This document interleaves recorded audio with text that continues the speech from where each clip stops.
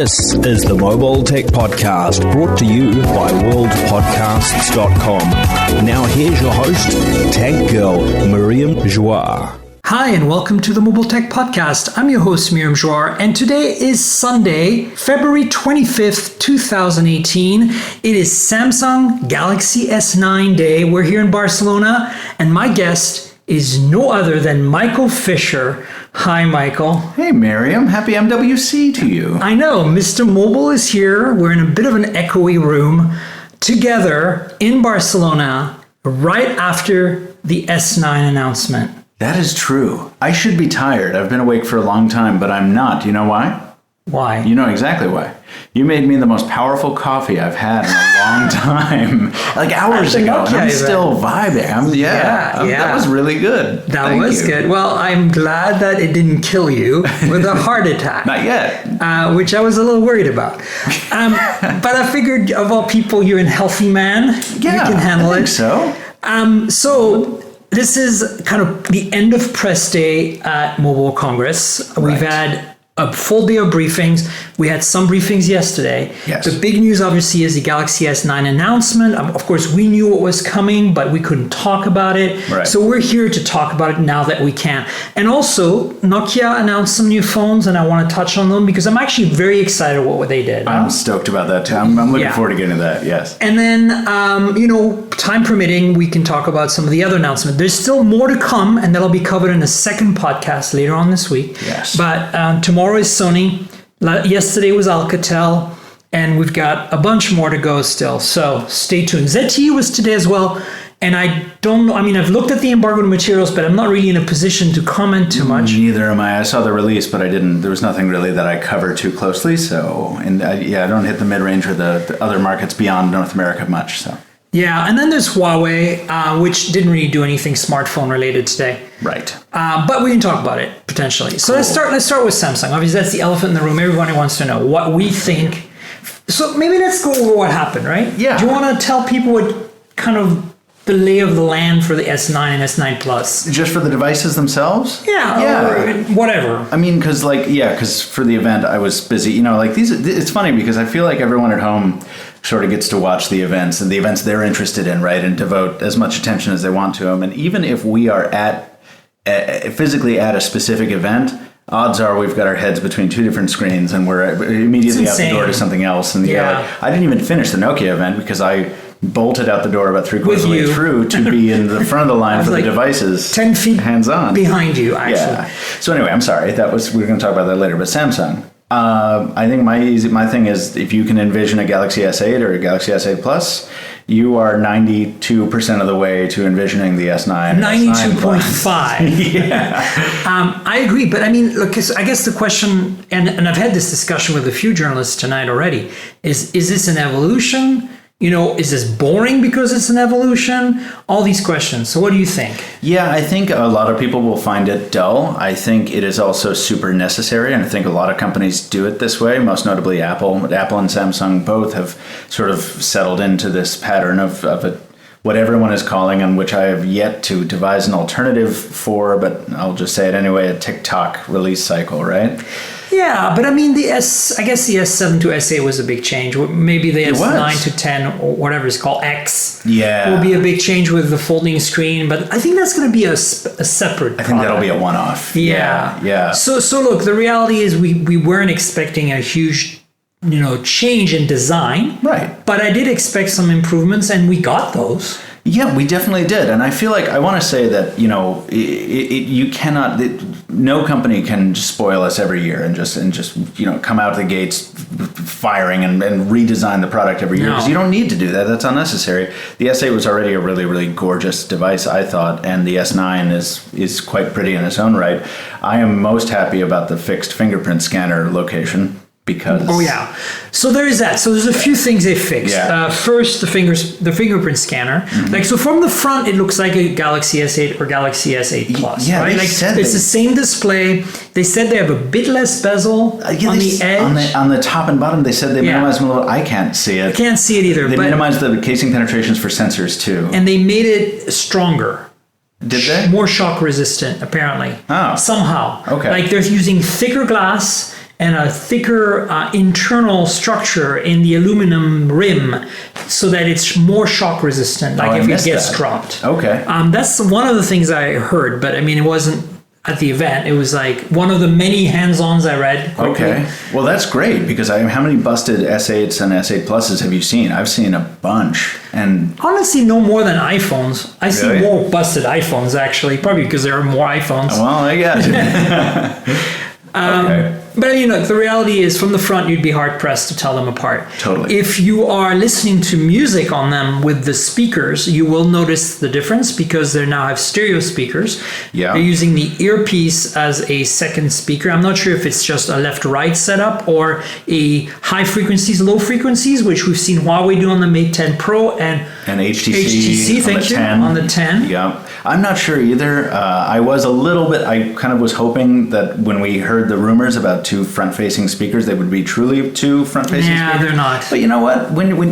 I understand why they did it this way. If you cannot redesign, if you're not going to be redesigning the whole thing, use the existing port on the bottom, press the earpiece into service as a second speaker. It's a good way to do it. It is. It's smart. I haven't listened to it, but they're adamant it's the best Samsung phone speaker setup they've had so far. Which, to be fair, is a pretty low bar. Yeah, it is.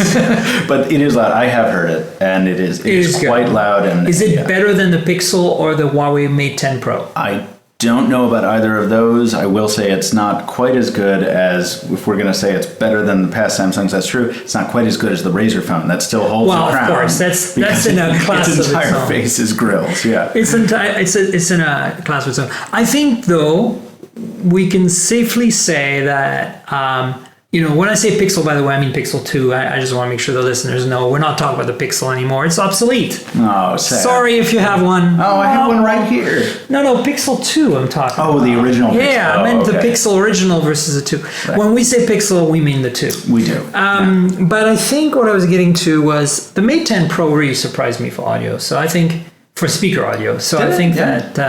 it's really clear. I guess it was stereo and everything. Well, not stereo, but dual channel. Yeah.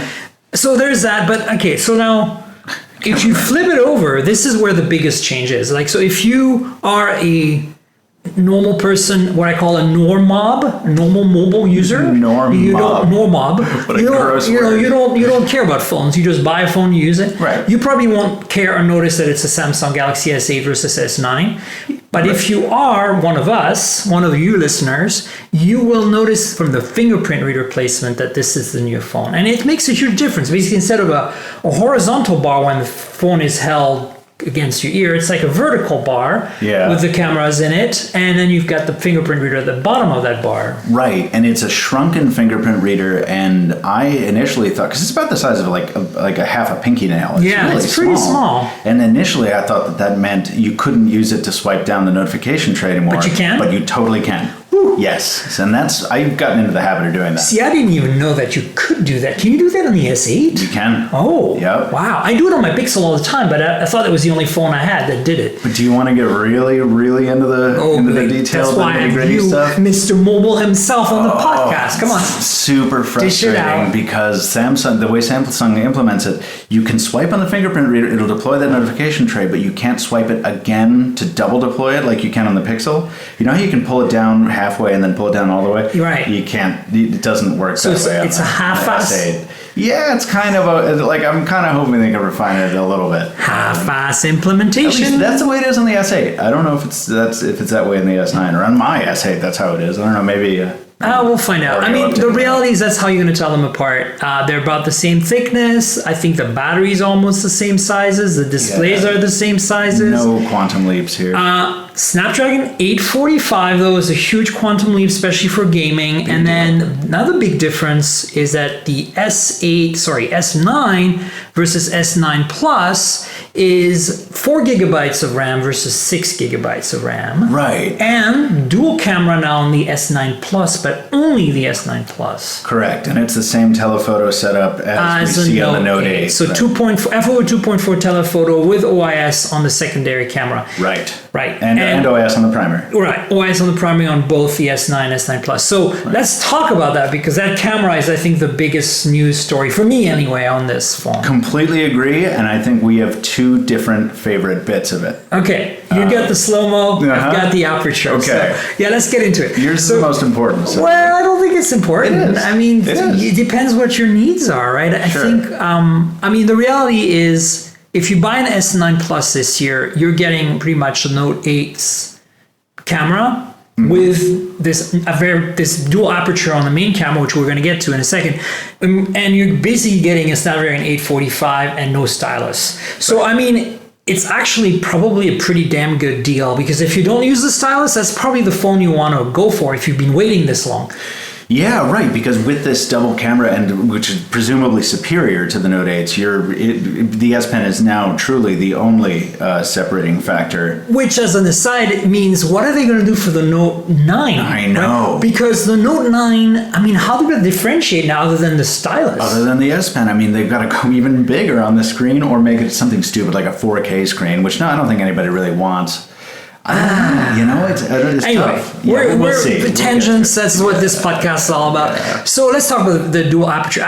So Samsung has changed its tune a little bit. When I first got introduced to this device, they told me it was they called it variable aperture, and that means to me that means multiple apertures, not just two, which is what the case is. So now I notice on at the show they were saying dual aperture. Oh, so they changed the terminology. At the briefing they said variable. Okay. So I think they've changed terminology because I think some people, including myself, called them on it. Yeah, sure. And I said, look, this is awesome. Don't get me wrong. I don't want to rain on your awesome aperture parade. Right. But variable's pushing it. And it's also confusing because other companies use variable aperture like Huawei to mean a soft synthetic computational photography aperture, software defined thing, using dual camera specifically, right? And so it leads to a whole bunch of confusion for the end user and the consumers. Yeah, and so that's why I was so excited to see when I was going through my footage to put my video together that some of the footage that Hayato had captured over at Android Central that I was shamelessly stealing for my video. He had captured this really great macro shot of the aperture actually doing its thing, opening and closing on the primary lens of this S9 Plus he was shooting, and you really can, I mean, it's plain as day. It's when obvious. that thing opens up, it just snaps open. It's this like irising, like metal or plastic? I think it's a standard iris with like the metal plates that are kind of like rotate in place. Yeah. But it's miniaturized, and they're using MEMS motors, which is the same kind of motors used by OIS mechanisms. Yeah. It's basically coil-based actuators that are very, very small and precise. Mm-hmm. And the little leaves that they use, the little metal or whatever material, they're made of leaves that close and open are probably, we're talking micrograms. They're super light, super thin, right? So it takes no power. So it's probably pre-shock proof because it's MEMS based, not like actual motor based. Right, hopefully. So hopefully, but we'll see. But what's cool about it is it's not just the aperture that's two choices. It's f/1.5 as one option and f/2.4 as the other, which is a huge variation. And 1.5 is a new record, yeah, right? it's a new record. Yeah. Until now, it was 1.6, and that was brought to us by the V30 on the primary camera and the Mate 10, Mate 10 Pro on the dual, on both of them. Oh, really? Okay. So that's wow. I mean, f/1.5 is getting pretty crazy for a phone. And just like to basics it out, like that's just the amount of light that the assembly can actually let in, right? That's maximizing the amount of light you get more light on the same sensitivity sensor, although I'm sure the sensor is actually better than last year. Yeah, I think the sensors are upgraded. So, but I mean, the point is that you just capture more light by default, and then if you toggle to f/2.4, you get away without all of the artifacting that you get from a tiny lens at 1.5, because like making that 1.5 lens means that you're going to get a lot of lens flare and problems and weird distortions and stuff when light hits it the right way. Right. Whereas with the 2.4 you want. So in normal light, you actually don't want these fast lenses. That was going to be my question. Why not just have a big aperture to begin with? Why not just have it all the time? Why do we need to clamp down to 2.4? But of course,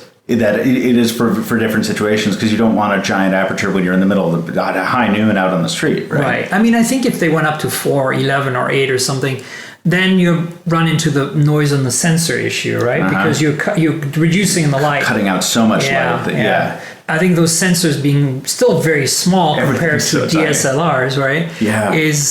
But I mean, I'm excited because I think like the reality is this: software or computational photography, as you know, we know it's very beneficial. Pixel 2, Mate 10 Pro, and others. New LG V30s. V30s, ThinQ. Nokia talked about AI computational stuff on their cameras today.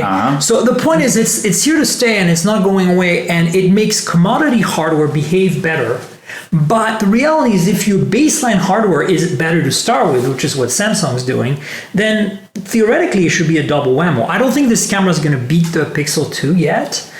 It would be tough to do. But because they don't have the AI algorithms that Google does. Right. But Samsung knows how to make imaging. I mean, they make cameras, right? Yeah, and to be fair, they did call out the computational side a bit in the briefing, where they were saying like this is they have a dedicated block of dynamic RAM for image processing, in addition to the new ISP and the Snapdragon 845, which can really kick butt. And then it's amazing. They were saying that each shot they get the equivalent of 12 exposures worth of data. Right. Mix it down and do some. And they do some, probably some stacking and some noise reduction using, close pixel stuff. Yeah, that was a big point they were making was noise reduction for the low light stuff. Yeah. I mean, I have to take some side-by-side samples, which we will do soon. The proof is in the pudding, and this is where Google really blew us away last year. It's like their hardware is commodity hardware. It's f1.8.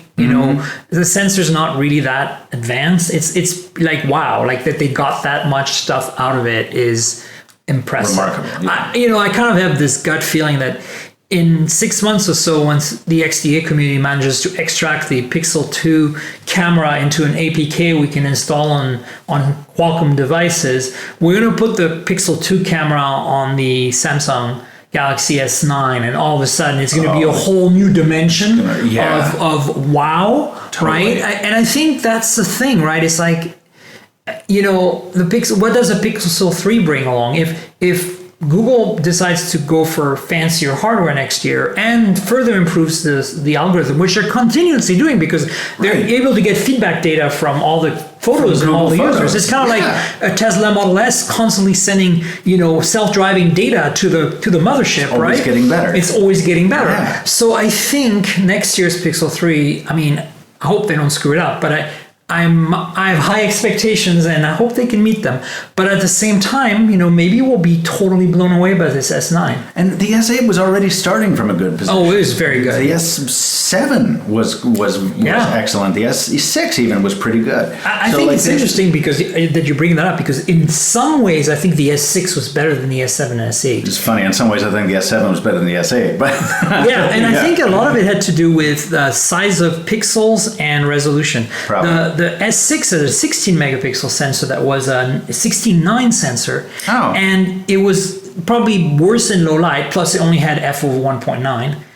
But it was probably worse in low light, but at the same time, it gave you so much more detail and information in daylight that when they went to the S7, they went with a 12 megapixel sensor and bigger pixels, and it was 4x3 sensor. But then you had the whole problem of like, you were losing so much detail in daylight compared to, and then the 8 they managed to balance it out, I think, in software. Yeah, that's when we get to this point of like I can still tell the difference, but only if you call my attention to it, right? We're in such a good place right now that the real defining differences are made in low light and challenging situations, and that's where even with the Pixel 2, I still we shoot a lot of stuff at night. We shoot a lot of stuff in really crappy presentation spaces, or really nice presentation spaces that have really poor lighting. Yeah. And all of a sudden it's like, oh, wow, this didn't look yellow and awful to my eyes. And, really crappy conditions, not necessarily crappy spaces. No, beautiful spaces. And it's interesting you bring that up, because that shows you how good our eyes are at adapting to our environment, right? We don't notice. We're like, okay. Yeah, it looks like how it looks. And that's why, when we run out from, our closed curtains, in our beds, waking up in the morning and suddenly run outside, our eyes take, a few hundred milliseconds to adapt. And, a lot of that is iris. A lot of that is aperture. Like we freaking go like, you see the close-up videography of people's eyes adapting to different it's levels. amazing. It's so creepy. It's so crazy how our eyes work. So, I mean, in that sense, the Samsung Galaxy S9 and S9 Plus are closer to our eyes in behavior. At least they have two settings. And I just want to point out, because, this is what we do, Michael and I. We're like the grandparents of mobile, almost. That I want to point out that the Nokia N86 8-megapixel camera phone that succeeded the 5-megapixel N95 and N82 as the flagship imaging devices circa 2009 had a dual aperture camera system. Mechanical as well? Mechanical, but theirs wasn't using MEMS. It was a little more motorized, a real motor like a real, in there spinning away, yeah, I think it was grinding still, it's probably using a very lightweight, coil-based motor. But the reality is, this is not the first time this has happened. And also, Samsung did launch a phone in China, the super high-end W 2018, which is a flip phone that costs thousands of dollars, all gold and magical. It's only available for the Chinese market, and that had that sensor that just came on the S9. Oh, really? Yeah. I caught that at the time, and I was like, I wonder if that's what we're going to see on the S9. And there we are. So I think that was their way of testing it in the field, because then they can put a bunch of them out there. Sure. And get the data. And then if they could have fallen back on another sensor if they really needed to. Right. For the big selling S9. Speaking of old timey stuff, and being the grandparents of. Are you gonna bring up the Moto Aura? I'm not, but I am going to do that on some podcast. Okay. I want to get one of those. No, I couldn't figure out what the S9's camera bezel reminded me of. And I finally figured it out. There was a Samsung phone over a decade ago now that was just a clamshell phone. It was it was before smartphones. Was it a Nextel phone? Everything. It was not. No, only Motorola made those, and BlackBerry. It was a Verizon wireless phone, and I think, if memory serves, it was called the A880. It was a clamshell phone, but it had the exact same camera bezel as we see on the S9. Wow. But where the fingerprint sensor is on the S9 was the flash on the camera. And I think I want to buy one on eBay. It triggered a memory for you. It was like one of those reptilian things. Yes. There's a lot of legacy Samsung design over the ages, sort of. Like if you notice when a Samsung phone connects a voice call for you, it'll double flash the status LED. Yeah. It's been doing that for over 10 years. I mean, that stretches back to their dumb phone days. Which is kind of cool if you think about it. It's awesome. I love the legacy of features that are good, that stay in. Me too. I'm all a big fan of notification lights. And I don't want more than one, really. But one, you can do so much with just one LED. And I now look for that in phones when I review them. LEDs? And, notification it's so sad LEDs. that the V30 doesn't have it. Oh, wait, can I talk about what my Samsung thing? You can talk about anything you want. So I don't want to say that they lifted a feature directly from Sony, but they lifted a feature directly from Sony. The super, super high speed, awesome ultra slow-mo modes. 960 frames per second? 960 frames per second for 0.2 seconds. They've got enough memory for 0.2 seconds of a burst of 960 FPS, which when you play it back at 30 FPS is about 6 seconds of playback. Wow. I believe I'm getting that math right. It's 5 to 6 seconds. That's right, yeah. And the result is it's not useful in all situations. Most of life doesn't go that far. But when you're, as I often am, on the water or on a boat, and you're just watching these particulates fly from a wave or your boat's wake or something like that, or if you're on the 4th of July, or if you're fireworks, popping off party poppers at the Samsung thoughtfully had for us at the media demo, it is just an unbelievable time machine of a device. Or throwing cakes at people's faces if you really want to have fun. Oh yeah. And be messy. Yeah. No, you're right. Look, it's interesting to me actually that they didn't just do 960 frame per second slow-mo, but that they have these cool features where you can set an area of your viewfinder that if there's motion in that area, at that moment if motion happens in that area, the slow-mo happens. Which is so smart because it's so hard to trigger manually. Yeah, it opens up so many possibilities. And you can then play back the slow-mo in forward and reverse and in loop like back and forth, zigzag. Right. And it'll set music to it if you want. Oh yeah, right. And honestly, this is also, I think, very clever because they could have just left it at that, kind of like Sony, and then they went all the way and gave you like useful features to actually benefit from it. Yes, then that is the way they improved upon it. If they had not, I kind of would have been a little bit more disappointed that they just lifted this feature. But hopefully Sony continues and improves on it some more. We'll see. Yeah, we'll find out. I think it's exciting. And speaking of which, we wouldn't be complete talking about the Galaxy S9 camera if we didn't talk about the weird emoji thing. What is it? It's like Bitmoji, but the Samsung edition, where you take a selfie of your face, and it from that selfie turns creates a Bitmoji basically that you can then dress and give, you can fine tune a few things like hair color and glasses and clothes, and then you get this Bitmoji. It's not Bitmoji, but it's kind of like it, and then you can animate that kind of like you do with Animoji on the iPhone 10. Right. And I think this is going to be a big hit with the kids. Except much worse. I was watching the demo and I want to make it very clear that I really don't like the Animoji on the iPhone. I have no particular affinity for the iPhone over an Android phone. It's fine. Either one serves its purpose.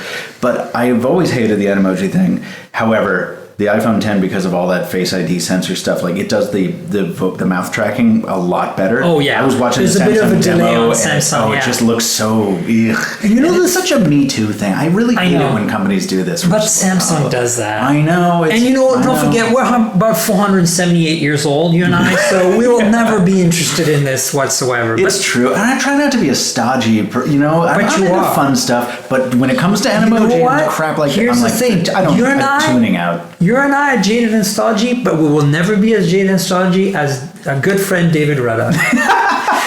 That's very true. Hi, David. We love you. We love you, David. But that's why we love him. I stayed out late drinking with David Ruddock and talking to him about die sizes on processors last night. It was a fun time. Wow. Yeah. That's what I like. That's why I love Dave. That's what he's like. You can have drinks and talk about die sizes. Yeah. Always learn something new. And so, what are we forgetting on the Samsung? I think we got everything. On the camera we got everything. We didn't get everything we didn't get all the stuff from Bixby, which will take exactly 40 seconds. We don't care. We don't. We're done. We don't. Can we be done? Can I just be annoyed that the button doesn't have any texturing? Exactly. Again? And the button exists. Can we be annoyed that the button still exists? I've come to peace with the fact that the button exists, and I actually kind of like talking to Bixby because it's like a walkie-talkie. I do like the push to talk, but just texturize the button so that every time I go to turn down the volume, I don't summon Bixby. On the unlocked phones. That is so true, and it'll keep the push to talk functionality enabled. So even if it's disabled, the button, you press and hold and it'll still let you talk to Bixby. That's right. So you're right. I'm just going to do that. Yeah, that's what I do on my Samsung phones. Thank you. On my Note 8, I do that. Yep. It doesn't work on, maybe with the software update, they finally enabled it, but my Galaxy S8 Plus is an AT&T model and didn't let me disable the Bixby button. Rough. But my Note 8 is an unlocked Samsung, generic. Yeah. And it's great. You can customize all kinds of things. I want to talk about the face unlock feature they briefly touched upon. Yeah. And in my briefing wasn't very detailed. I still don't have an answer on what technology they're using. And you correct me if I'm wrong, but I don't think you can use it to unlock for payment. No. You can't. So from the picture they painted for me was, listen, iris scanning and fingerprint scanning are still going to be the secure ones, right? But if you don't want to wait for iris scanner, you don't want to mess with fingerprint scanner, you can set face unlock as a backup method. So like OnePlus 5T. Yeah, and I feel like it's the same. Like the VU10 from Honor, which has that feature. Yeah. And that's great, but who's going to bring us, and I think it might be Huawei with the P20, who's going to give us a Face ID equivalent, like as secure that actually does... I know they can't use the Connect patent that Apple acquired, right? From that Israeli company that originally did the Connect. Remember, yeah. But I think that instead of drawing a grid, you can project dots instead. I mean, there's all these different ways of doing it, and ultimately it needs to work in the dark, which I think the Samsung I'm not sure about the Samsung, but the OnePlus 5T and the VU20 require light. Well, the iris scanner on Samsung works better in the dark. Yeah. But if you're just talking about face. So I think, ignore the iris scanner because I don't think that's very bulletproof. It's slow and it's... Yeah. So what I want is to see someone compete with Apple on this and come out with something that if you choose to, you can ignore the fingerprint reader and it will work for Android or Google Pay, and it will work as a primary secure means of and in the dark. And that's right now only one company does this, and it's Apple. So I want somebody to disrupt that. I was hoping Samsung would. Yeah, I guess I'm sort of apathetic about it because I just feel like even with the iPhone 10, as well as it works and as kind of magical feeling as it can sometimes be, I did kind of feel like it was change for change's sake. Fingerprint scanners work very well. No, but it's still be there. Like I'm just saying, like as another method. If the P20 does this, like can match the iPhone 10 and can be used for Google Payment with Face ID or face authentication or continuous face authentication. I hope that they still keep the fingerprint reader so that obviously, me too. Because there's so choice. Android is about choice. Yeah, absolutely.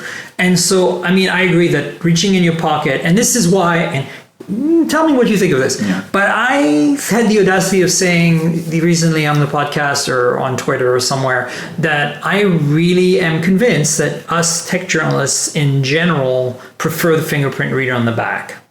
Oh, I don't know. I think that... Do you think it's 50-50? I'm not sure. It might be... I don't... that's one of these divisive things that people don't always agree on. I find that I like it on the back because it lets me drop the notification shade on things like the Pixel, and it's not as easy to do when it's down low somewhere. Although... Well, never mind. Never mind. We'll talk about that later in the year. Yeah. Later in the year. I think it has something to do with our good friends over at... And we'll stop now. Okay, oh boy, the things we know. Secrets. So I think, to me, the reason I like it better in the back is because I can reach in my pocket, and by the time the phone is out the pocket, it's unlocked. Right, because your fingers are already placed at the point where you have to, And I don't, and people say, well, what about when the phone is face down on a surface? Which is annoying. Well, it's a valid point, but you know how awkward it is to use your thumb, unless you have your index also memorized, to use your thumb, and then at that point, you probably pick it up anyway. Right. So I say that's BS. So I call BS on front fingerprint readers. And then nowadays with the bezel disappearing, unless it's under the display, which and that is going to be going to be super cool. I love seeing that. I'm not on board. So I want it to be in the back. And that's, the way I've decreed that it should be. Can you put two fingerprint sensors on a phone? Has anybody done that? Why not? One front, one back? You could. Code them to the same... Vivo said that, or rather Synaptics, which did the sensor for the Vivo phone at CS, they said that you could put multiple of them under the display in different places. Oh, that's right. You mentioned that on a previous episode. Yeah. Well, that would be really cool. Obviously it takes up phone real estate, which is probably not... Yeah, and you can see them through when the display is up. Oh, can you? Oh, you can totally I see did them. not notice. You should go back and watch my video. It's you can totally see it under the glass. It's fun. So anyway, what else is new on the S9? I'm trying to think. I don't know. Okay, so we talked about the processor. Processor's a big deal. Camera's a big deal. Yeah. And that's kind of the big changes. And of course, fingerprint reader placement. The face unlock thing, blah. Yeah, the Bixby stuff. I don't care about the emoji. What people screaming at their phones for us to... Sure. Well, the headphone jack is still there. That's a good thing. That is a good thing. And I think they made a big point. They made two jokes at the presentation. At the presentation, one was about the fingerprint reader still being. One about the headphone jack still being there, and then the other one. I think they made fun of themselves about the fingerprint reader placement, which was good. That is they have a sense of humor, but they did take a jab at Apple for the. Headphone? The Face ID. For Face ID. Yeah. It's so risky to take jabs like that. I know. That's playing with fire. I know. Apple's doing pretty good stuff with Face ID. I mean, honestly, and so far of all the facial recognition systems out there, first of all, they're not all created equal. And really, the Face ID on Apple is the only secure one. And it's actually the best, the fastest, the most reliable for me of all the ones I've used. It's not faster than the OnePlus. No. But the OnePlus isn't secure. Exactly. Yeah. No, what I mean by fastest is... Yeah, it's fastest while not sacrificing any of the correct. security. Yeah. Fastest while still being reliable and etc. What? I just remember. I'm sorry. I just remember what we were forgetting. What? The new Dex pad. Oh, that's cool, actually. You know why? I wanted it to be cool, They and I don't finally, think it is. they finally did it right. The fact that it's flat now, so you can use it as a trackpad. Yes. Which the software does. Which is cool. And the headphone jack's still And the accessible, headphone which jack it is wasn't. exposed, which it wasn't on the dock. And It is smart. But I that- just the dock. Does it have to be a dock? I know. But it look yes. But the old dock looks so cool on Yeah, your it desk, did. and like It was Star flops Trek-y. up like it exactly. And I will still use the old dock. Does it have a fan in it? Yeah, I think it and did. both generations do. The Dex Pad has a fan in it too. Ah. Here's my thing: the Dex Pad. When I saw the leaked images weeks ago, I thought it was going to be a portable Dex solution, like a real portable Ooh. thing, right? Yeah. But no, you still need to plug it into the wall because it still needs power for its fan, and it still needs to power the phone because they want the phone to be charging while it's in Dex mode. Cool, I get it, but not to heap praise on Huawei for literally stealing this feature wholesale Almost, from Samsung. yeah. Well, and I don't mean literally in the fact that I know that happened, but it seems pretty obvious they just stole the feature. Yeah. You can just plug a USB-C to HDMI cable into a Huawei Mate 10 Pro, plug And it it into a just TV, works. and it works. And I'm like, I pressed him on this. I'm like, why, Samsung? I know. Why do you make us use the dock? And the only answer I got was like, we want you to, Spend $3.99 or whatever it is. that's the real answer. But they were like, we want the fan. We want to keep the phone cool. I'm like, okay, whatever, fine. But anyway, Dex is still a thing. Yeah, it's a thing that I don't think anybody uses, but I think is cool. But I think it's cool, and I want to see it It's the continue best to grow. implementation software-wise too. Yeah. But Huawei doesn't come close. No, and with Samsung, they made a point of saying several times that it's not like there's a Dex SDK. It's just running Android apps in full screen mode with those couple lines of code that are Yeah. required. The same thing for when you're running an Android app on a Chromebook, right? Exactly. Yeah. It's cool. I mean, look, I'm all for diversity. I just wish that the implementation was a little like I think Huawei's implementation physically is better. I think that Samsung's implementation in software is better. Yeah. So I wish I could get the best of both worlds. Yeah. But look, the reality is the Samsung Galaxy S9 and S9 Plus are going to sell like hotcakes. Of course. If you're upgrading from an S8 or an S8 Plus, it's a tough one. I wouldn't say. I'd say an Unless you S7 have a is lot fine. of money. But yeah, from an S7, I think it might still be worth it. An S7 is a nice jump. Yeah. Yeah. And anything before the S7 too. And also if you're crossing over from an iPhone Yeah. and you're looking for, other options beyond the ones we always bat around like Pixel 2 and all that stuff. Like, yeah, I mean, it seems competitive. Now that said, we haven't used these in the real world yet. Yeah, I mean, I don't think they're going to mess up too much. Last year, they made the software so much better that I didn't feel like destroying the phone the first hour I used it. I agree. With a hammer. Yeah. But I'm hoping that stays true. Yeah. Bixby, of course, is still Bixby. Yeah. And it's funny how much of a fuss they made about Bixby at the thing. Oh man, I know. And it was like I was kind of expecting it to be more than it was, but all the stuff that was shown was like, oh, well, this is you pointed at this sign and it translates it. Yeah, okay, we've been seeing that for years. I know, It's it's powered like- by Google Translate, and God. put some synthetic lipstick on, and then you get to buy it. And okay, well, fine. I mean, Whatever. the only thing I like about Bixby, honestly, is Bixby Vision. But as you said, it exists on other platforms and Yeah. does just the same, if not better. You know what? The only thing I like about Bixby, What? or the thing I like most about Bixby, is when it wakes me up in the morning and gives me a news flash. It's like, good morning, Michael. The time is whatever. Here's what happened while you were sleeping. And it reads the Oh, news that's headlines. cool. And it is cool. Yeah.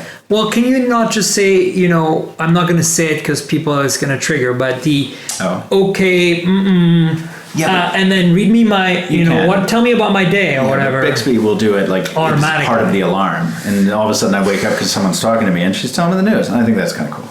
Here's the weather, and that stuff. That's good to know. Yeah. See, there you go. You learn some new things every day. I had no idea that was a feature. It is. Okay, so trying to think what else there is about Samsung. New colors. And that we supposedly are getting to in the US this year. Yeah, there's only one that's not coming to the US. It's the gray one.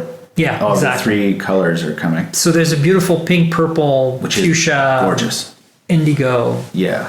We And- don't know because under different lights, a different color. Yeah, and also when we all mess with our photos and video and Oh, the God. color. Because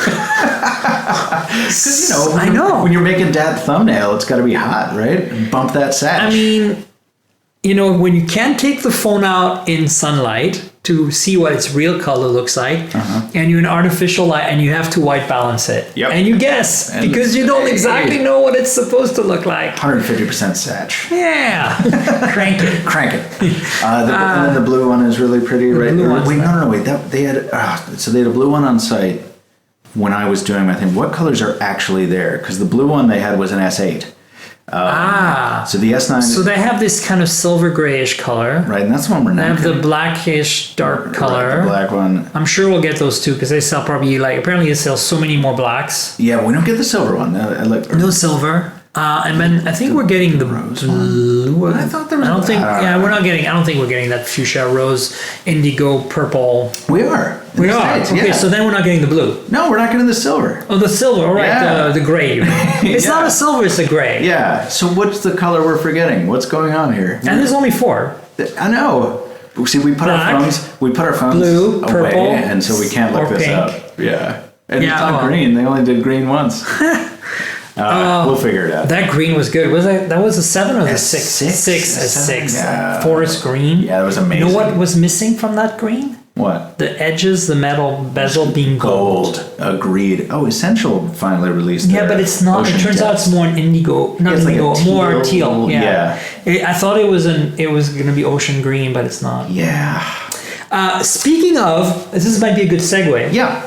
What you were going to say something? Is it still Samsung related? No. because I'm going to end Samsung done, now. yeah, We're okay, done. yeah. Bye, Samsung. S9. You're good to know. We Hey. loved you once. Congre- We still maybe love you. Give us some Galaxy S9s tomorrow, Nothing bad, and we will nothing tell bad. you if we love you. Yeah. The segue was going to be the talking of gold framed highlights was Nokia. You know what So I'm this- talking about. This was fun. We sat. Oh. We sat together at the event. Yeah. Well, first we had a briefing. Yes. A remote Skype briefing 2 Oh, right. days ago. Right. And you were on that call, and I was on that call, and was. I was giddy on the other end. I was just like, okay, so where do we start? We have to start. I want to start with a disclaimer. Yeah. I'm tired of everyone falling back on this kind of oft repeated sentiment that Nokia is not really Nokia. God, I'm so sick of that. Right, and listen, I get where it's coming from, right? Because technically speaking, sure, right? Nokia, the phones division was sold to Microsoft. Microsoft did what it did. We all know what happened there, and it kind of fell apart. What was left is now doing network infrastructure and that business, which never really changed, right? But what happened after the Windows Phone implosion thing? With this HMD Global acquiring the rights to the Nokia brand name to sell mobile phones. HMD Global is not some it's not a situation. They're a Finnish company, first of all, not a Chinese company. Everyone. Exactly what I was going to say. They're not just a kind of a faceless and Chinese a whole bunch company of ex buying a Nokia brand people thing, and then that came back on the board of this company, and the executive leadership, and the design, and the engineering. It's full of ex Nokia people and ex Microsoft people who got bought by Microsoft. So yes, this is a very complicated road to follow. But when you look at what the current structure of the company is, it is as close to the old Nokia mobile or Nokia as you can get with the company having gone through the crap that it's gone through. Yeah. So it is not a situation and I don't like beating up on BlackBerry because BlackBerry also has a complicated situation. Who am I thinking of? Oh, Polaroid. It's not like a Polaroid situation where somebody just bought the name and it totally has no DNA. No, and I mean, a lot. And it's funny you brought up BlackBerry because I think I love what they're doing, and it's great. But BlackBerry is much more of an example that you should kind of, in a way, be more critical of because they're owned by a Chinese company, and I mean they're doing a good job. But BlackBerry also has a lot of executives from BlackBerry. They do, and that's the thing. Yeah. So that's how it works. I mean, look, so I'm glad you brought that up because when I posted my photos today on my Facebook, I had so many negative comments like, well, look, they're just milking the brand name for everything, and they're making the same mistakes all over again by selling these phones that nobody wants. And I'm like, first of all, I don't have the exact facts in front of me, so if you can fact check me, listeners, but the reality is I think they reached 3% market share last year, and I think that's total global smartphone? Or was that phone? I can't remember. Yeah, I can't remember. They flashed a lot of specs. That I mean, but like that was an announcement a few weeks back during like their earnings or something. Yeah. And the point is that they're doing much better than we think of, because in the US they don't exist. Right. So we don't think of them, but in India, in Russia, in parts of Europe, they're huge for their smartphone, for the Android. And they've done some great Android phones that we just are not familiar with. And they've continued with this year's announcement here at MWC. And then there's also the dumb phone side, where they're back like the #1 brand in dumb phones in the world. That's crazy. And I don't remember if it was 70 million dumb phones or total phones sold or smart. I don't think it was smartphones. No, but 70 million phones in their first year. Give you some perspective. I think Huawei sells like, I don't know, like 480 million or something. I mean, the point is, it's like it's an impressive feat for 1 year. It's a pretty damn big number. Yeah, and for a year-old company. And I think a lot of that rides on the name, which is why it was very smart to continue, like, to maintain the brand as it was. It's the brand is unchanged. It's Nokia. Like the word mark is unchanged. All that. And everyone made fun of them last year, or not everyone, but all the more cynical folks were like, you know what? Fair enough. For redoing the 31 or the 3310, and I get it, right? Yeah, I understand. Fair enough. Be critical, right? But that phone, which I was even asking last year if it would even be sold en masse in many markets, has sold. It's like the #1 feature phone in several markets. Yeah, that's what I'm saying. I mean, we got to remember, amazing. Developing countries, Africa, some parts of South America, these phones they rule there, and Nokia rules there, still as a brand today. Right. So it's not exactly a growth market, right? No, but it is impressive that the tactic has succeeded. And so they launched. Oh, I'm so excited about this! The banana phone. Ring. Banana phone. The Nokia 8110 4G. So it's an LTE based. Basically, think of the 3310 last year, and then put it in a package with a with a cover that slides out to reveal a numpad. And it's even easier. Just think of the Matrix. Right, the Matrix. It's a phone from the Matrix. It is. But it's not spring-loaded like in the Matrix. Right, because the original wasn't either. The original wasn't either. Yeah. It was a one-off spring-loaded phone they built for the Matrix. Take the guts out of the phone to put the springs in to make that thing. Correct. Yeah. So that's the phone. It's in yellow and in black, and very much like last year's retro rebirth of the 3310, the retro rebirth of the 8110. 4G has, basically a 2 megapixel camera, headphone jack, micro USB, but the difference is it has 4G LTE and it can be used as a hotspot for that. Right. Because we got a 3G version of 3310, which is what you need if you're in the US, because 2G has gone away. And did go on sale in the US. Which did go on sale in the US, which I finally got a review unit a week before coming to MWC. Oh, you did? I just bought one. It was like $50 on Best Buy. I was like, I'm just buying one. Just give me this. And so that's, but what is the OS that thing runs? Yeah, because it's like Kai it's OS. Different, right? Kai OS. QI? No, I think it's KAI. And I may be messing that up because that's a Bajoran religious leader. It might also be the name of this It's OS. like DJ Co. of Samsung. Yes. I always think of him as a DJ. Like, I think it's somebody tweeted today. I was like, seriously. I just want to see DJ. So Kai OS is different, I think, than the OS on the 3310. The 3310 is S40 based, right? Yeah. Series 40. It's a Symbian-like derivative. Yeah, Series 40. This is from an American software vendor, that makes the software for carrier phones, for carrier dumb phones. And it runs HTML5 apps. Okay. So that's why they have, and they partner with Google to make some equivalent apps that are not Android apps, but behave like the Google apps. Right. Like Google Maps, Google Search, and then you've got Facebook and Twitter Assistant, as well. Right? I don't know if Assistant, maybe. But anyway, so software would be interesting because for me, the 3310 is, Series 40 evolution. It's, the same old. Right. But this could be better, probably more responsive, faster. Maybe. It's tough to tell with as mushy as the keyboard is. I will give it crap for the mushy keyboard. I was trying to text and I was like, oof, this is rough. Well, but still, I think I can't wait because it's so cool. It's so cool. Oh, and how comfortable is it to talk on? I know. The thing is, like, as long as a school bus, you hold it up to your head and it's like, oh, this is great. The mic is right in front of my mouth. It feels like, and then when you slide the slider shut, it definitely hangs up the call. It also turns off the screen. And when you slide it back open, it turns the screen back on. It's the little things, folks. I know. It's the stuff we forget about because our phones are just non-moving blocks now. Right. They used to be so much fun. There used to be buttons and springs and latches and clacks. And So 79 euros for that, which is a little more than 3310, which was, I don't know, 50 euros, 49, 39. When it came to these States, I paid $50 for it, and 79 euros equates to $100 about. Close to 100. So it's about double the price. Yeah. I think it might be more like 80, 85 or 90. I think it's like 90. Anyway, it's up there. The point is, you don't care. No, you're not going to buy this phone because you want a dumb phone. Right. Well, maybe you're not going to buy this phone. You want to buy the phone because you want the coolness of the retro banana matrix phone.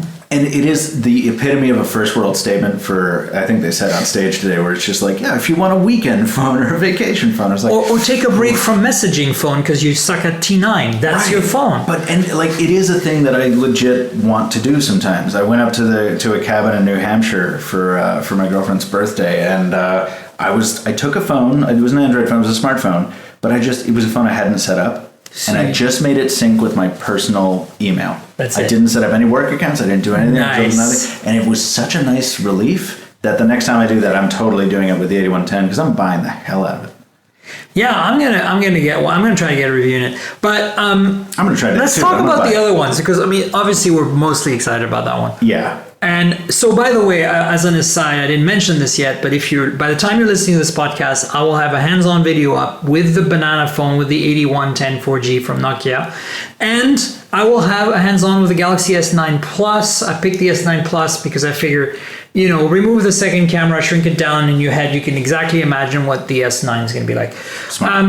So the other Nokia phones, there's a Nokia 1, which is like the most entry-level Android phone that they've ever made. Yeah. And what I love about that phone is a number of things. The price, which is ridiculous, like $80. Like it's in Moto E4 territory. Yeah. But Moto E4 only costs $80 on Verizon. If you buy it normally, it's like 100 and something. Yeah, you got to get it through Amazon Prime exclusive if you want the real deal. Yeah. So this is like an insanely low price for an Android One phone. I don't know what chipset they're using. I'm kind of convinced it's a Qualcomm of some kind, but it could be a MediaTek because in their low ends last year they used MediaTek. Anyway, the thing is, it runs Android Go, and it's optimized version of Android for like low performance hardware, and I have a feeling it's not going to suck. Number one. Number two, the design is so like, remember those Lumias we got before Nokia just changed their name, the phones, to Microsoft?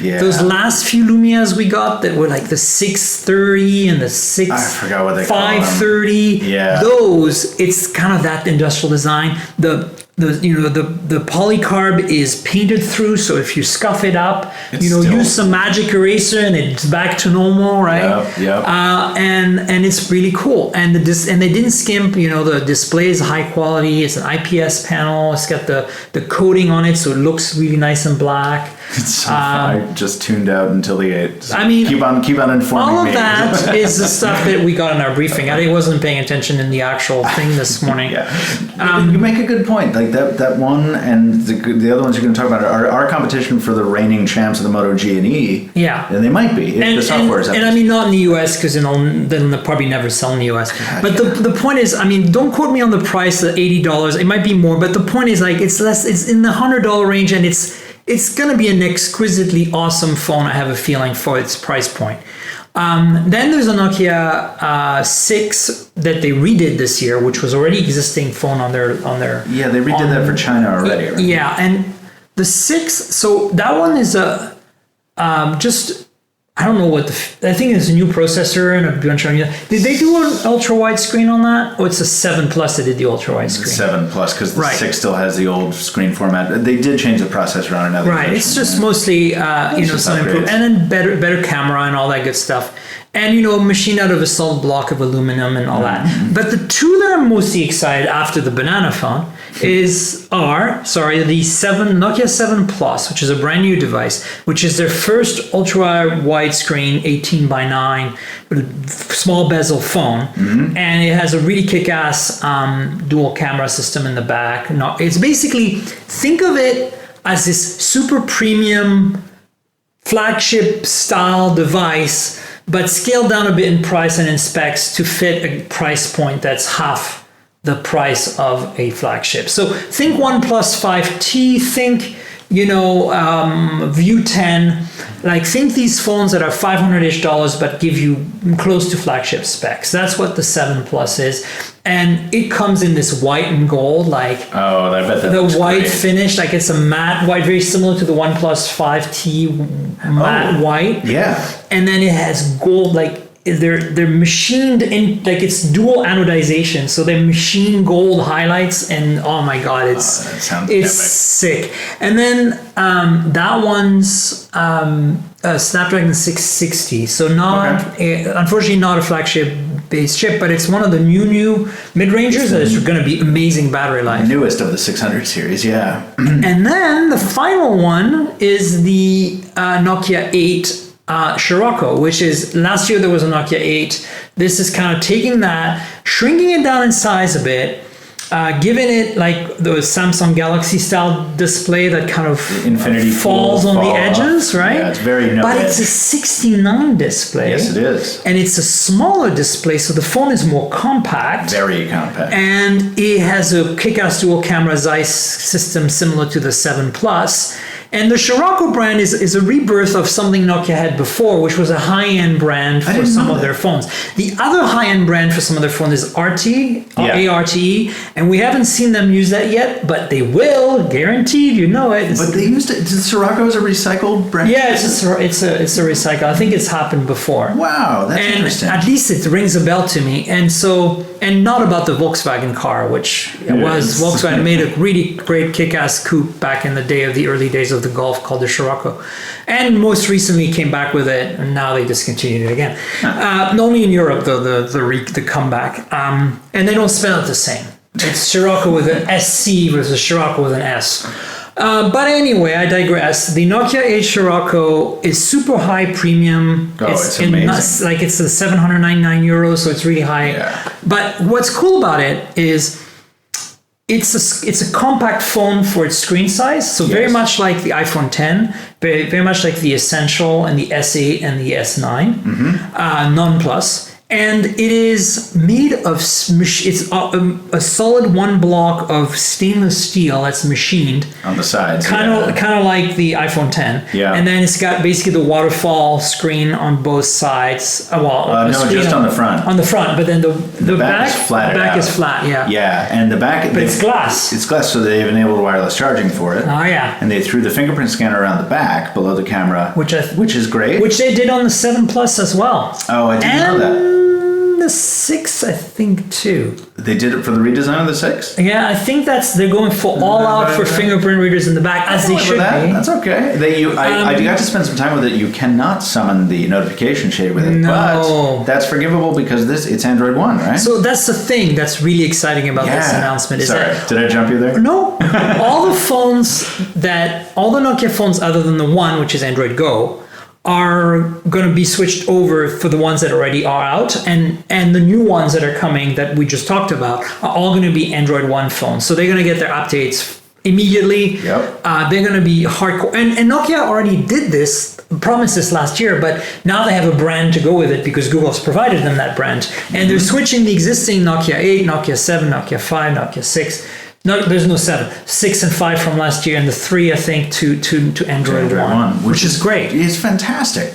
They don't need to do any, no manufacturer, I think, anymore should feel compelled to modify Android in as major a way as requires a big old heavy skin. Just think for a second what would happen if Honor as a brand decide to distinguish itself, especially with all the brouhaha of Huawei political crap, because people in their heads don't understand that Huawei and Honor are the same thing. Sure.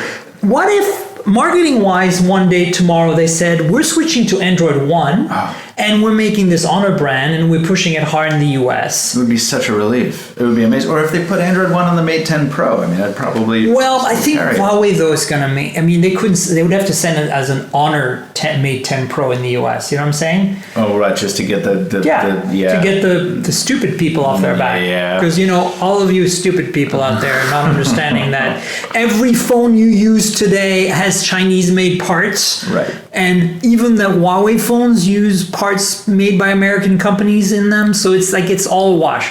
I just don't put the risk reward. It doesn't work out. Exactly, they wouldn't do that. Right? Why? So anyway, that's and since we're playing what if Nokia actually sold their phones more actively in the U.S. Because what's crazy? I mean, they're on Amazon. They are, but I don't know that they would.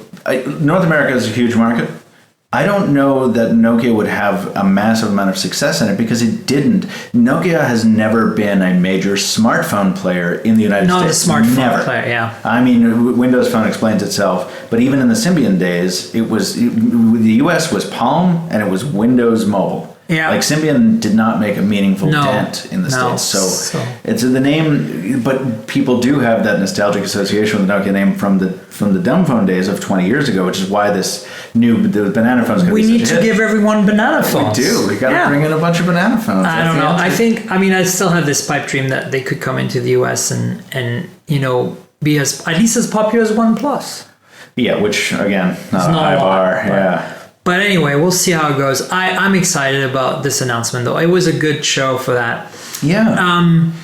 Anything else about Nokia? I think it's just exciting to see that their strategy is working, and I'm happy to be able to look forward to them every year now. And their phones are nice, folks. The industrial design, the build quality, all these things that we're used to from Nokia, the Zeiss on all their optics, on all their cameras. Yeah. This is a big deal. This matters. This is stuff that others don't have. Does the Zeiss matter as a photo expert? Are they doing anything really, or are they just throwing their name They're on just higher quality lenses. Okay, so it's just mostly glass lenses instead of plastic lenses. Okay. They might have certain lenses with glass elements, but basically you get a clearer lens out of that, and that means you get basically better image quality, better optics. And that was always the case with Nokia. It's like at their price point compared to anything else, they always had clearer photos because the glass was clearer. That's what it was. The little hanging bit in my brain, though. Yeah. Their pro photo mode, when you pull up and you can do all the manual settings with those rings. Yeah. Straight off the Nokia Pure. Yeah, it's back. They totally have that on their phones. Pleased. Yeah, because I had a 1020 for a long time. Yeah, and you I just did. loved shooting on it. So. What else do you want to really touch on quickly? Let's talk about quickly Alcatel, because that was the day before yesterday. I wasn't at the event. Well, I can tell you really just a bit crazy. 3 phones, Alcatel 1, 3, and 5. The 3 is actually 3 phones, which is complicated because there's 3 Alcatel 3s. See that 3 times in a row? Yes. And so the 5 is the more interesting one because it's priced. So again, no US availability announced for these, just like the Nokia phones. They may or may not come to the US. Yeah. But the 5 is in the $200 price range, while €200, so 229 or something. So it could potentially be sold for 229 USD or even 200 USD. And at that point, it starts competing with the Honor 7X, right? And the Moto G family. And the Moto G family. Yeah. And so how does this screen distinguish itself? Well, okay, so specifically compared to the 7X, the 7X lacks NFC and lacks USB Type-C, which are the 2 things I dinged it on. Yeah. And those 2 things are present on the Alcatel 5. The thing that the Alcatel 5 forgoes is a metal build. It's, as you said, I think it was you saying the Gizmodo headline today. Yes. What was it? Oh, it was something, it was great, and I wish I could reproduce it exactly, but it was something like, cheap phones shouldn't feel this good, or something. Phones this cheap shouldn't feel this good. Yeah. It was a great headline. So anyway, they've made these premium plastic phones. Let's put it this way. They do feel good. I have handled them. They're good. But honestly, they don't feel as good as the polycarb Nokias did. No, and they don't feel as good as the metal Motorola's either. And can I ask? Exactly. Do they still have? And I don't just mean Alcatel crapware. I like the skins. I'm talking about the frickin'. You know what they? Yeah. Oh, I know. Yeah. They replaced the. Remember when they took money to have the gallery scandal. app replaced by this scam app. And I was trying out cheap phones one day, and I woke up and my phone's telling me it's out of memory. And I'm, right after waking up, I feel like I have the brain power of an ant. Kind of. So I'm like, wow, really? And I click on it, and it takes me to this skeezy Google Play Store link to download something else. I'm like, this was stock on the phone? You crooks. Well, I mean. that was Brad's first big PR crisis. Oh. Poor Brad. Oh. But anyway, the point I'm making is, and let's not even talk about that. I think that's got resolved. Is it? Well, no. That's what I'm asking. Did it get resolved? It's typical Chinese company stuff. This is not something I got from them. My understanding is that there was some sort of weird, rogue element in the company that that this works in China, we're going to do this to all our phones, and did it. Wow. And it never, no marketing or PR or anybody gets consulted, and there it goes, right? It just got pushed out with OTA. I hate to say this, but it's very typical Chinese company thinking, right? And they don't understand how it works in the West, and they just that'll kill your credibility right quick. Anyway, but let's not talk about that. Let's talk about I wanted to know if it was fixed. No, I agree. I'm just saying that's I don't think we have to worry about that anymore. Okay, good. The Alcatel 5, so plastic is bad. To me, even though they're premium plastic looking and feeling, they still feel plasticky enough that you don't really want to touch them. There's one with a unique finish on it, though, right? There's one that feels like a fabricy that's just kind of cool. Yeah. I can't remember what it's called. One of the threes. One of the threes. So what makes the 5 very unique, though, and as I said, in some ways it's better than the 7X because NFC and USB Type-C. In some ways worse because it's plastic versus metal. But it's the only phone in the $200 range that has Mi Mix style or Aquos Crystal style, 3 sides only, no bezel. Oh yeah, and then 1 bezel on top in this case. And nobody else has been able to do that because this is what's really exciting to me about Alcatel is that TCL, their parent company, makes TVs and makes their own panels. Yeah, that was cool. And until now, Alcatel has been purchasing panels from other companies. But with the 5, 3, and 1, it's in-house panels made by TCL for them. And so we're getting all of this TV expertise. Those screens look awesome for the money. They do look really good, yeah. So that's what we're getting on the 5. And so now the 3 is, there's 3 different 3s, you're right. One has a velvety finish. One of them has a finish that feels like a glass sandwich, but the edge is actually plastic and the back is acrylic, which like U11 Life. Right? Like that. Yeah, where kind of fake. Until you pick it up, it looks great. It looks great, and then you pick it up, and you're like, plastic junk. Yep. And so they did that. But the 3V, which is a higher end, and there's 3X, and then I don't know what the base one, 3S or 3. But anyway, until you, the 3V is interesting because it's got 16:9. 1080p plus display. So, sorry, 18:9, not 16:9. Yeah, so they're ultra wide. Yeah. And then it has, the dual camera system in the back, where the 5 has a dual camera system in the front for portrait selfies. Super selfies. And look, there's nothing too exciting about these phones. They just exist. But I have to say that the 5 does intrigue me a little bit. Yeah. A little bit. It's kind of a BlackBerry Motion turned upside down. Kind of, exactly. Yeah. And that's basically, we should probably wrap it up, but just quickly mention what? Did you want to hit LG? Yeah, so LG came out with a V30S and a V30S Plus, which are basically V30s and hardware with new AI-based camera features, right? Right, and ThinQ. ThinQ, not think with a Q, ThinQ. But literally ThinQ. You're welcome. They do have a slight memory. They've got a 6 gigs of RAM, 6 gigs on the base, and 128 or 256 on the storage, plus micro SD. But that's the only hardware difference you're going to see. This 845 that some people were expecting. No, it's a great phone though, but it's getting a bit long in the tooth. It's a refresh. It is. Are the camera AI features really that good? They're weird. You fire up the AI mode, and it literally just starts automatically populating words in this cloud on the viewfinder of what it thinks it sees. Whoa! And half of them are right. So you'll point it at the street scene and it'll be like car, trash can, something. And it's just these tiny little words. They don't do anything. You can't select them. They're just there to show you that it's thinking. And then the other half of the words is just totally wrong. Like beer, amusement park, foot.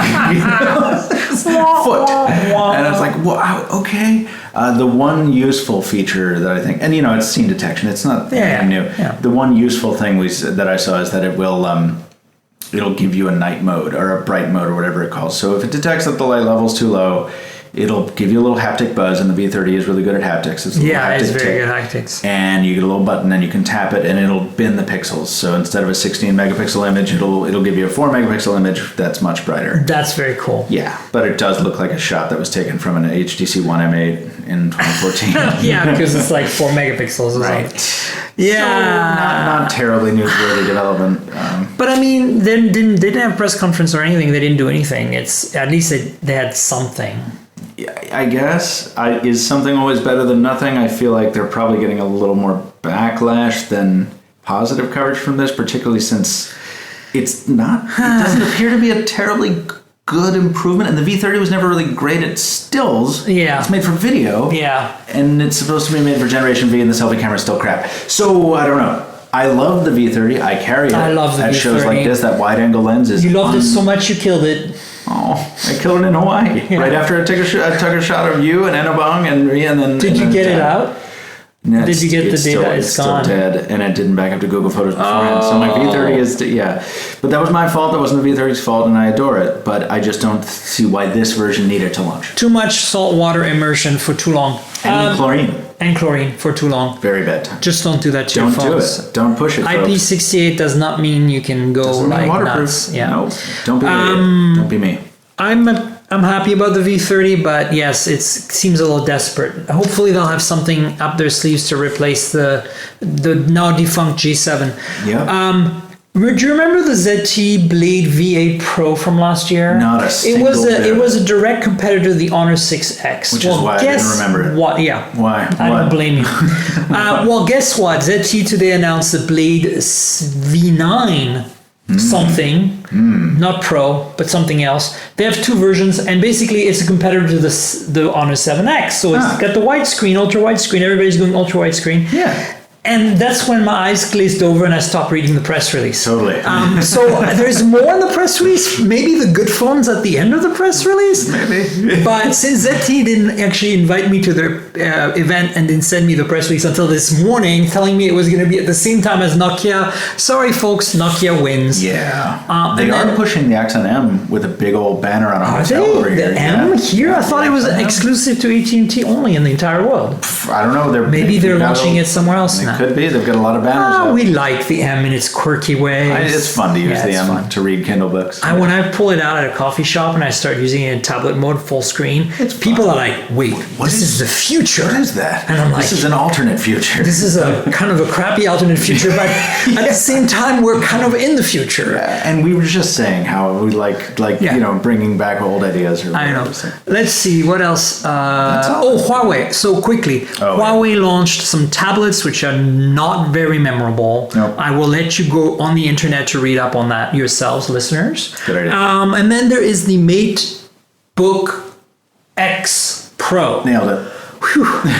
And that thing is, again, I'll let you read up on it because it's in many ways, a very great laptop. What's very cool about it is that it's got a 91% screen to body ratio on the lid part, Which looks cool. which is insane. Like, you've never seen a laptop with that much screen on it. Almost, but XPS 13. XPS 13, but not quite as much as this. This is more. This like edges out by a couple percentages, right? Yeah, and then because they couldn't put a camera at all in the bezel. This is the best part. This is the best part.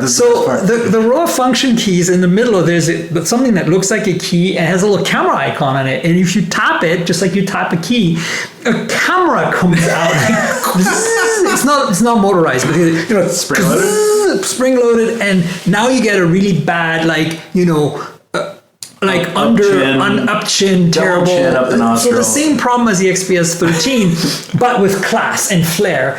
And you retract it. And the nice thing about it is that you can obviously hide the camera, so it means that you can have privacy if you really want to. Right, if you don't want to. to. And be sure there is privacy because you can't. Yeah. But I love that. Like when it's not deployed, it just looks like a function button. You would never be able to tell it was there. It's very cool. And then the other thing about this thing has discrete graphics. Oh, really? And it has like really high quality, high end core processors like i7s and i5s that are like very competitive. What generation there? Like the new one, the eighth or whatever. Generation? Yeah. Cool. And then very quiet fan, big SSDs, lots of RAM. They're pretty high end laptops. And it looks hotter. Like the MateBook X was a good machine, but to me it always just screamed kind of MacBook ripoff just from the this looks design. a little more unique. This looks a little sharper, a little sleeker. And they do have two USB-Cs on one side and USB-A on the other, which they didn't have. Nice. But I think that was a mistake because the proper way to do this would have to be one C, the other C on the other side, so you can charge from either side because both ports support charging.